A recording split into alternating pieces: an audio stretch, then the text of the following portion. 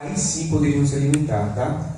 Mensagem WhatsApp. Na terça ou na quarta, era no sábado, que os pães eles tinham aquele período para ficar ali, tá? Porque no sábado, chegou o sábado, aí sim os sacerdotes podiam se alimentar. Os pães, na verdade, era para se alimentar, não é que podia, era para se alimentar daqueles pães.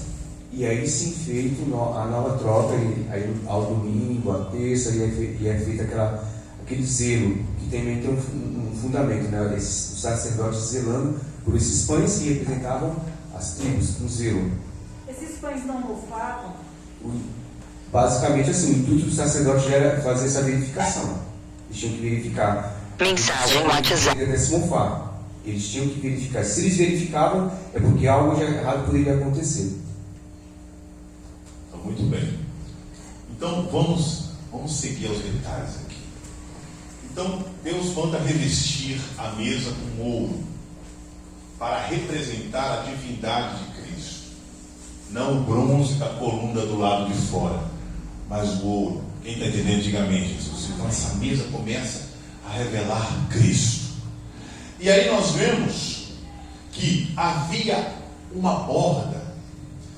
E a borda, a tradução para essa palavra é coroa, representando a coroa que foi posta. Entenda que isto, há mais de 4.500 anos atrás, Deus revela nos mínimos detalhes Cristo.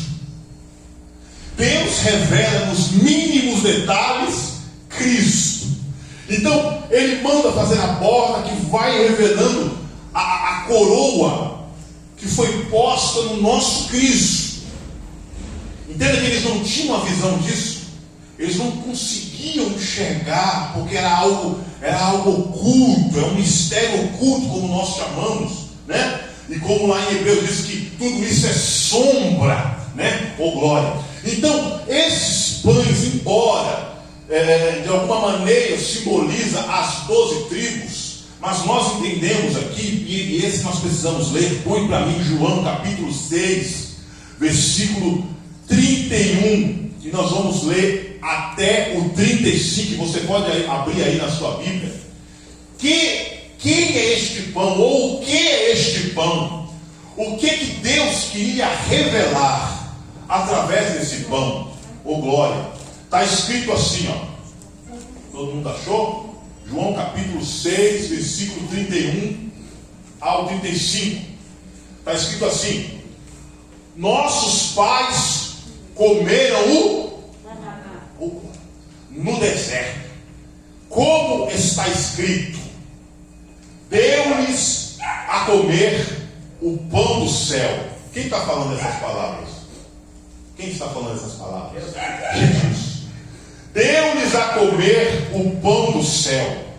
Disse-lhes, pois, Jesus: na verdade vos digo, Moisés não vos deu o pão do céu, mas meu Pai vos dá o verdadeiro pão do céu. Glória.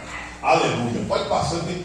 Porque o pão de Deus é aquele que desce do céu e dá vida ao mundo. Disseram-lhe, pois, ainda tiveram a audácia de perguntar. Disseram-lhe, pois, Senhor, dá-nos sempre desse pão, ô glória. E Jesus lhe disse: eu sou o pão da vida. Aquele que vem a mim não terá fome, e quem crê em mim nunca mais terá sede. Volta a imaginar. Quem é esse pão? Esse pão é Jesus. Esse pão é aquele que morreu na cruz do Calvário. Este pão que Deus estava revelando por intermédio de um símbolo. Este pão, ele é o Cristo. Aleluia. E aí a própria Bíblia vai dizer, né, para nós nos alimentarmos da palavra, né? Nós teríamos fome da palavra. O que é a palavra? Ele diz em João 1 que o verbo se fez carne e se pôs em nós. Ele é a própria palavra, ele é o Cristo, aquele que se alimenta deste pão nunca mais terá fome. Quer acrescentar alguma coisa aí, presidente? Ô glória, infelizmente não dá para a gente esticar, né? Tem os outros utensílios, tem os pratos, as jarras, né? Mas esse estudo, gente, é só para abrir a porta, para que vocês venham se aprofundar, né? E tinha um incenso que era posto aí também, mas infelizmente não dá para a gente. O maná no deserto, preste bem atenção, como tudo. Se você ler a Bíblia e não ver Cristo, você está lendo errado. Se você lê a Bíblia e não enxergar Cristo nela, a sua leitura é errônea e é fora do contexto. Porque desde o princípio, desde o Éden, aleluia, como foi ministrado aqui, desde o Éden, Deus já está revelando. Glória! Louvado seja o Senhor. Então nós vamos pular essa daqui, para a gente seguir em frente. Coloca aquela imagem lá no interior do tabernáculo. Aquele maná que desce, o povo reclama com Moisés. Ó, Moisés, no Egito lá não era essas coisas, mas a gente sempre quando fala, comia umas batatas, comia uns repolhos, né? Aí Deus desce o pão, o maná no céu na medida certa. Não era o maná, como o próprio Jesus mencionou. É a revelação de Cristo. Tudo é Cristo. Glória. Tudo se completa em Cristo. Ele é a luz, como nós vamos aprender aqui, como nós vemos entrando no tabernáculo. Nós vemos agora este objeto que para o judaísmo até hoje é sagrado, porque não entenderam a revelação que está por trás deste utensílio. Diferentemente de todos os outros utensílios, este Deus não quis que fosse feito da madeira, e sim ele fosse feito do puro ouro batido, para que este fosse feito de uma peça só, para que ele não tivesse emendas, para que fosse uma peça inteira. E que peça é essa? É o castiçal, é a menorá no hebraico. E algumas vezes se chama de candeeiro, né? O candelabro. Todos esses nomes, nós chegamos, pronto, muito obrigado. Nós chegamos a essa peça. O que vocês veem nessa peça? O que vocês podem detalhar de diferente nessa peça? Vamos lá, gente, vamos lá, pelo amor de Deus. O que vocês veem de diferente? Se você fosse descrever isso a alguém que não viu, o que você descreveria? Quer que eu taque isso aqui em você, Marcos? Você não está falando nada. Hoje não está falando nada. Né? Se você fosse falar para alguém, olha, eu quero falar para você de uma peça, como é que vocês descreveriam isso? Hein? Uma peça fina, de 7 o quê? Pode falar? Hastes, né? 7 hastes. 7 potes.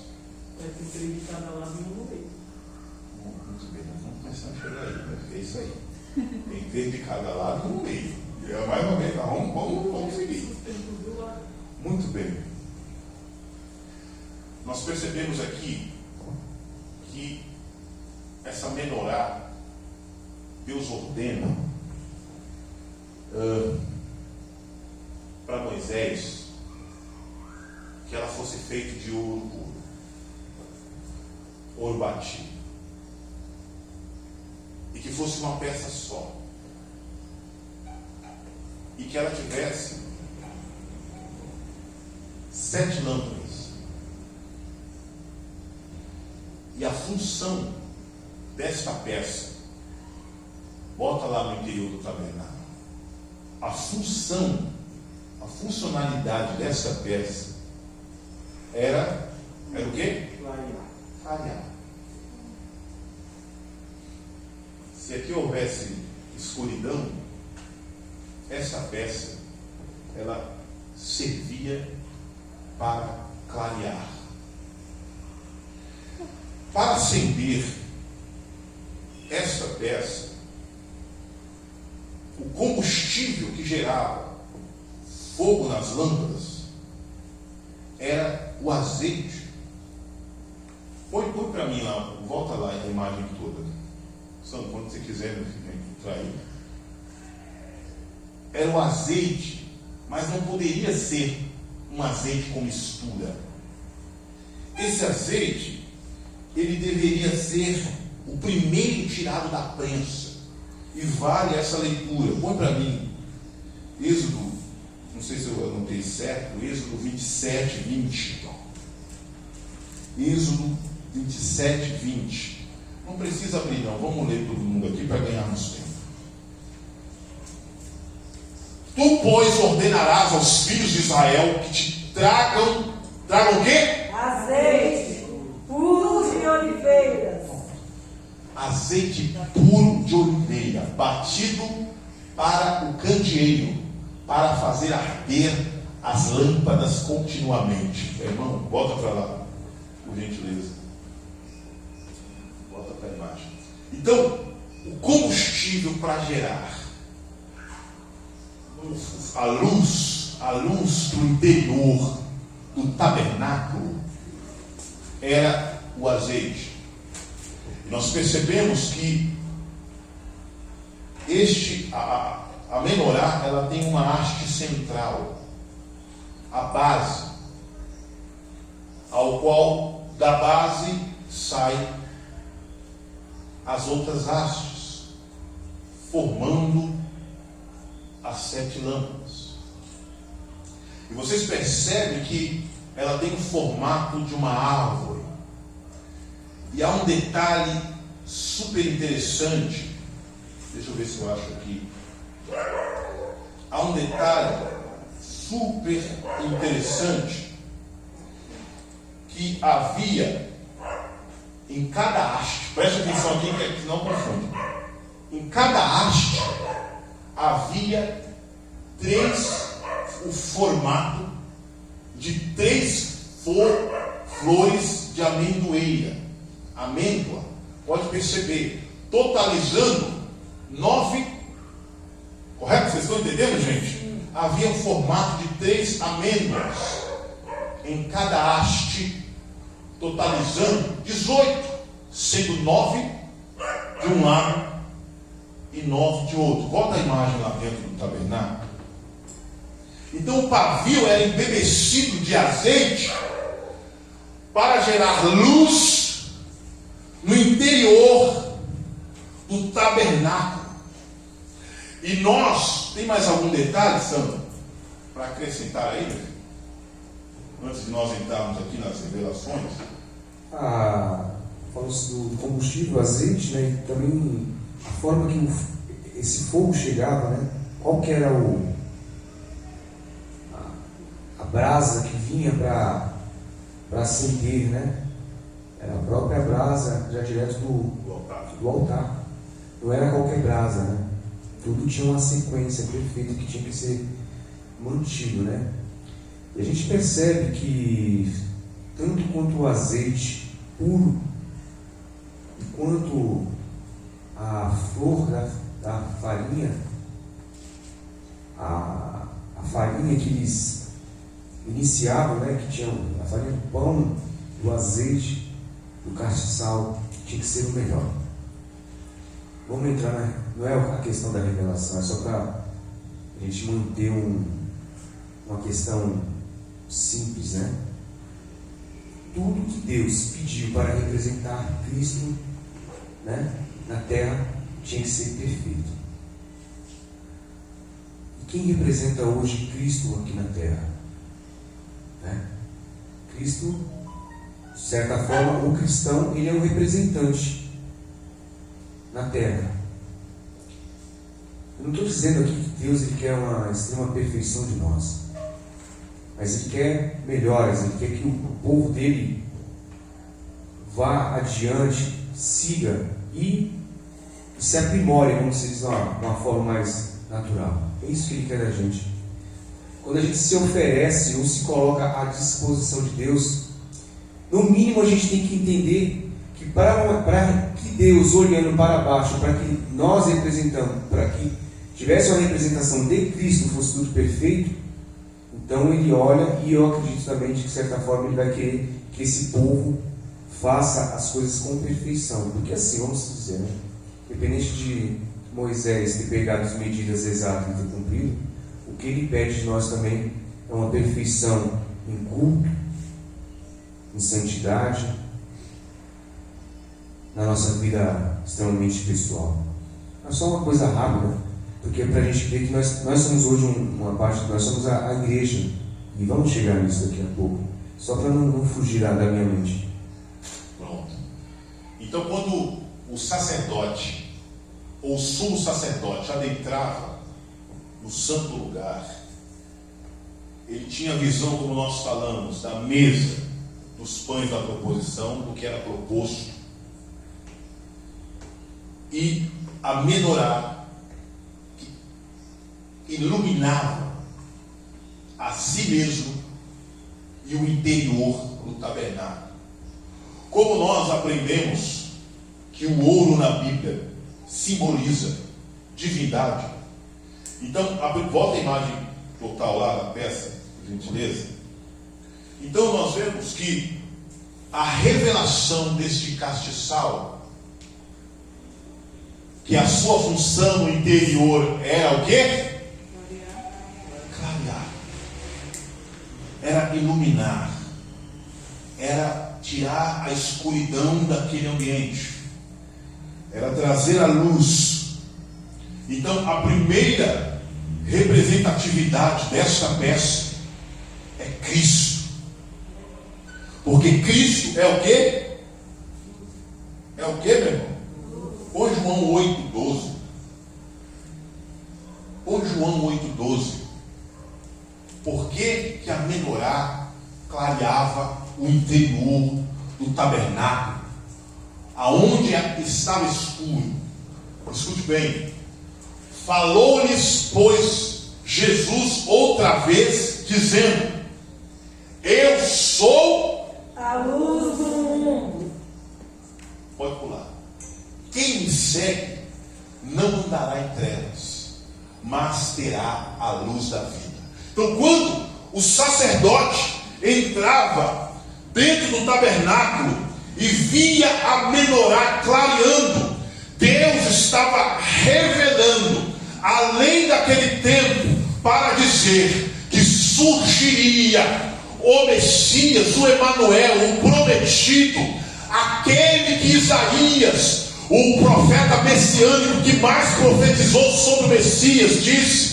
Ele estava dizendo que viria a luz do mundo para clarear aonde havia trevas, porque ele disse: eu sou a luz do mundo. Quem está entendendo, diga amém, Jesus. Amém. Ele é a luz que clareia na escuridão. Mas há um detalhe. Esta peça, como nós falamos, ela tem um formato, e alguns aí a gente vai entrar numa questão, né, teológica. Se está representado aqui as amêndoas, entende-se que o formato é de uma amendoeira. E a amendoeira é a árvore, é a primeira árvore que frutifica. Se você colocar 1000 árvores, a amendoeira será a primeira que dará o fruto.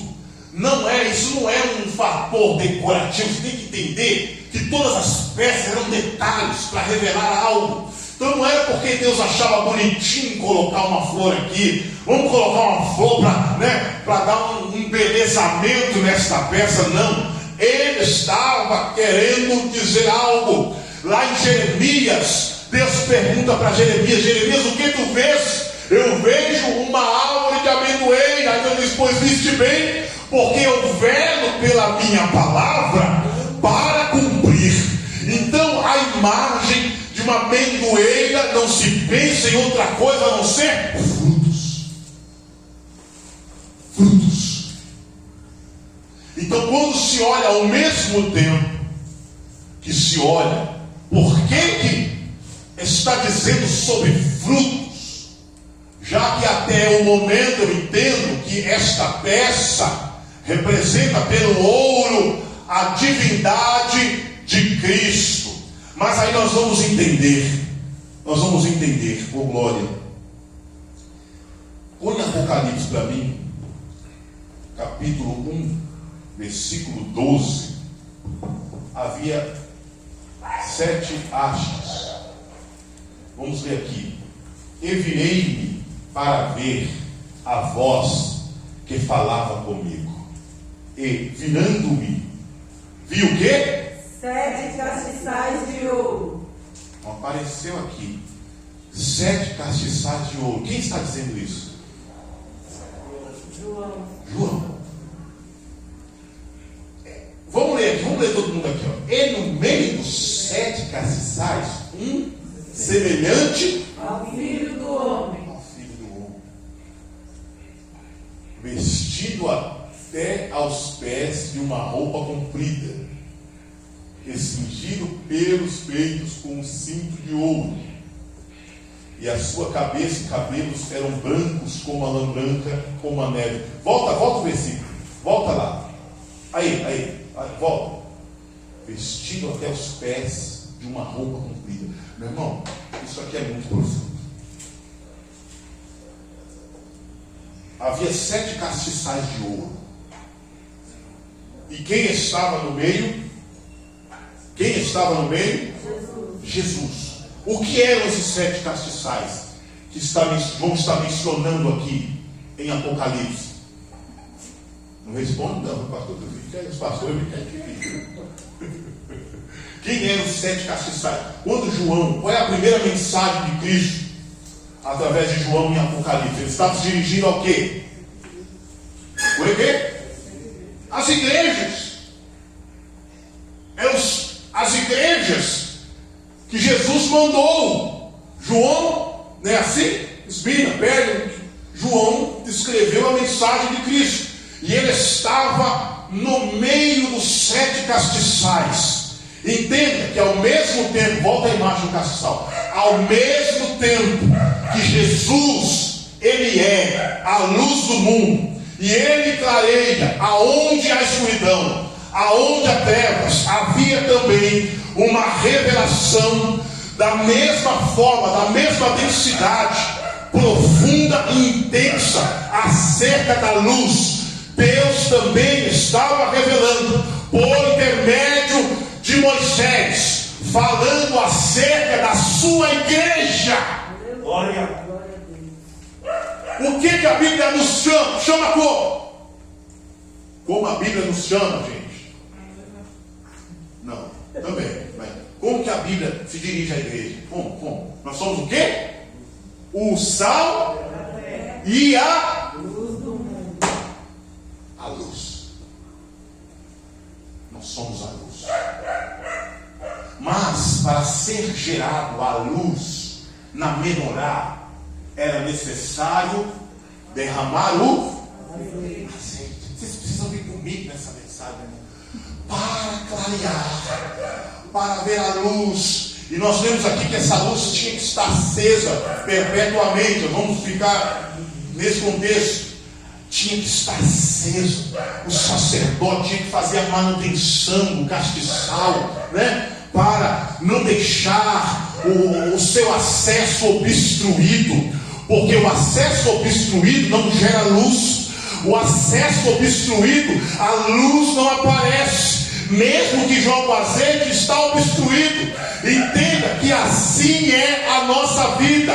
O diabo, ele tem o objetivo de apagar a luz da igreja. E quando nós falamos de igreja, não estamos falando de igreja placa, não estamos falando de templo, porque Deus não habita mais em templo feito por mãos humanas. Nós estamos falando da igreja que Jesus disse a Pedro que estava sobre uma pedra e as portas do inferno não prevaleceriam contra ela. Glória!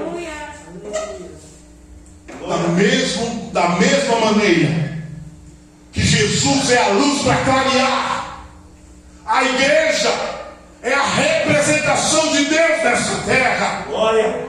Para brilhar, para clarear. para inundar esse mundo com o seu brilho. Não é à toa que Jesus chama a igreja de luz. Aleluia. Mas, como nós falamos, para haver luz tem que ter azeite.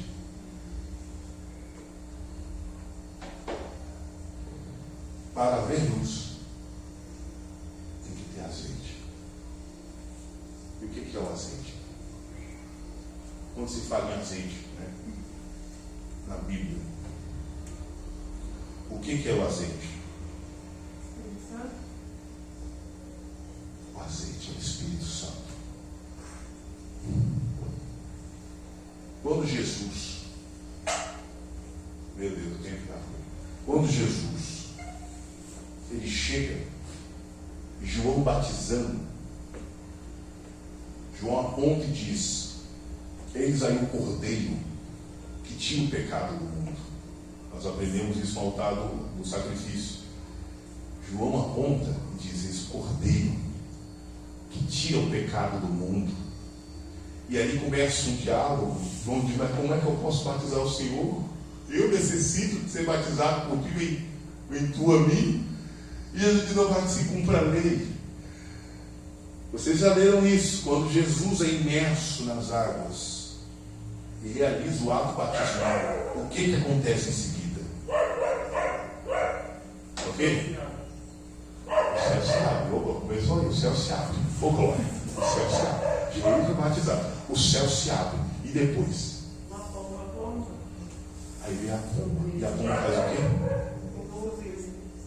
A pomba faz o quê? Pousa sobre ele. E o que acontece depois? O que acontece depois, meu irmão? Surgiu uma voz do céu que disse o quê? Esse é meu filho. Amado em quem eu me comprazo. Glória. A igreja, ela começou em Atos 2. Por quê? Em Atos 2, o que aconteceu em Atos 2? Aconteceu a Descida do Espírito Santo. Joel disse que nos últimos dias derramarei o meu Espírito sobre toda a carne.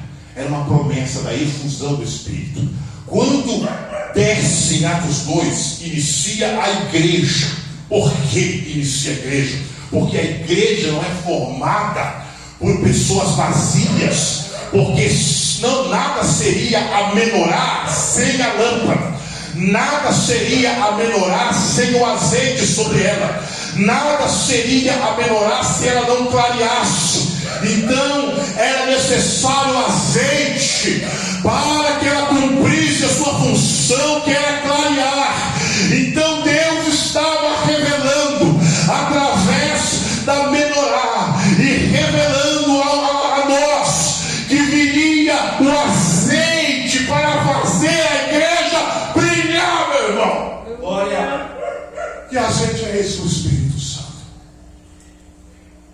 É o Espírito Santo que te faz ser igreja. Não existe conversão sem a ação do Espírito Santo.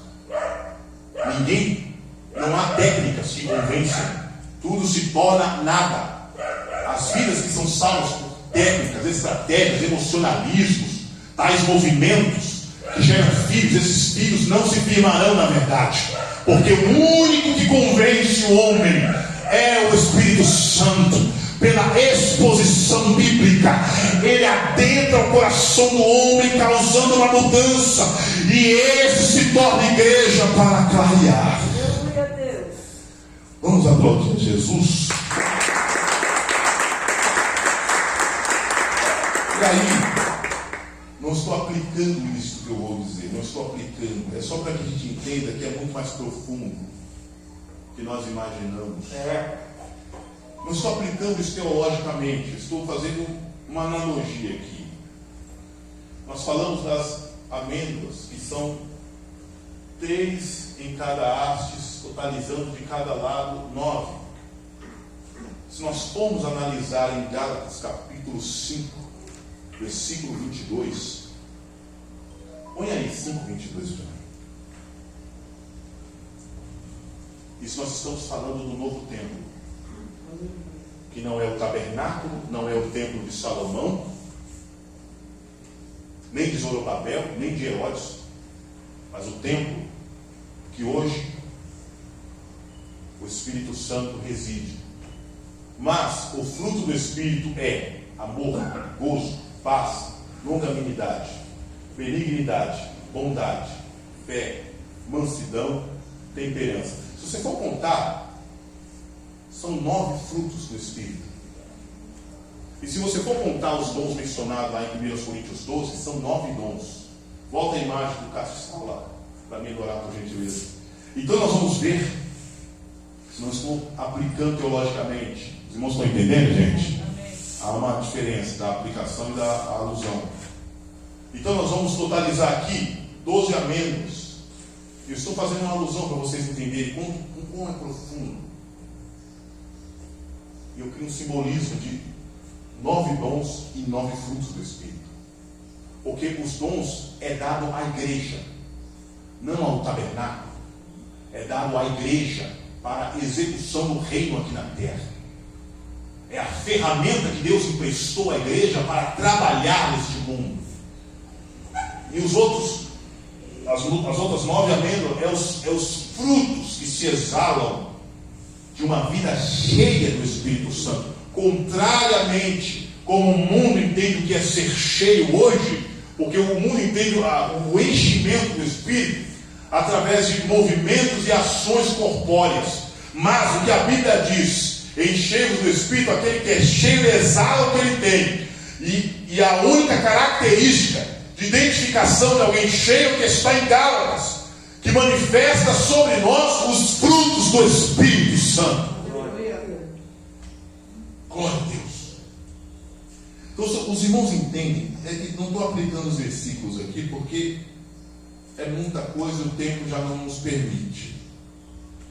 Mas você vai olhar cada detalhe desse que foi afirmado e dado a Deus com um propósito. Nós pentecostais, nós temos um péssimo hábito, né? A gente se foca muito em histórias do Antigo Testamento sem a aplicação de Cristo. Nós temos essa questão, né? E o Antigo Testamento, a lei, como é dito em Efésios, ela é morta, porque o problema não é a lei. A lei é de Deus e a lei é santa. O problema é o homem. Então a lei só veio demonstrar, né, que somos incapazes. Entenda isso. E veio trazendo a insuficiência do homem e a depravação do homem. Mas toda lei se cumpre em Cristo. Não há Bíblia sem Cristo. Nós vivemos mais ou menos querendo que o mar se abre, que os fogos descem lá de dia. A gente quer ver sinais que são inviáveis para este tempo, que o maior sinal já foi dado. O maior evento da Terra, o maior evento do planeta, esperado, não há nada perto disso. O maior evento esperado de toda a humanidade foi a cruz. Nada será mais importante do que isso. Aleluia. A cruz é o maior evento